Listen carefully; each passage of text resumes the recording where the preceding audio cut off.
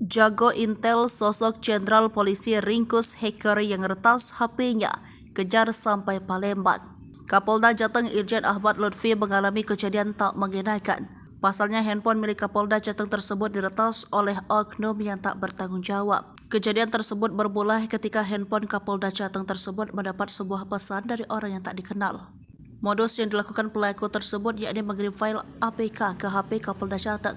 Kombes Bagio mengatakan ada 2 orang pelaku yang meretas ponsel Kapolda. Saat ini sedang dilakukan pengecekan beberapa kerugian akibat ponsel Kapolda diretas. Tak butuh waktu lama, polisi berhasil menangkap 2 pelaku yang ternyata berada di kota Palembang. Adapun aksi peretasan ponsel Kapolda Jateng Irjen Pol Ahmad Lutfi tersebut terjadi pada pekan lalu. Lantas siapa sosok Irjen Ahmad Lutfi?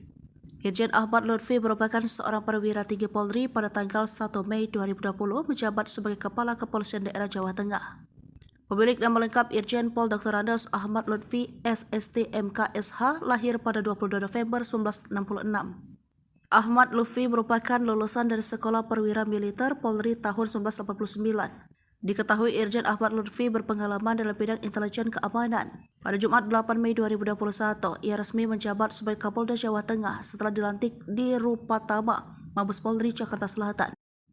Ia menggantikan Irjen Riko Amelzahi yang dimutasi menjadi Kabintelkam Polri. Mantan Kapolres Batang ini menghabiskan masa dinasnya di wilayah Jawa Tengah. Lutfi sempat ditarik ke Mabes Polri menghabisi jabatan analisis kebijakan media bidang sosial budaya Babintelkam 2017. Setelah itu ia kembali ke Jawa Tengah menjadi orang nomor 2 di Polda Jateng sebagai Wakapolda 2018. Penambahan bintang di pundaknya ditandai dengan diangkatnya Irjen Lutfi sebagai Kapolda Jateng menggantikan Irjen Pol Riko Amelza Daniel 2020.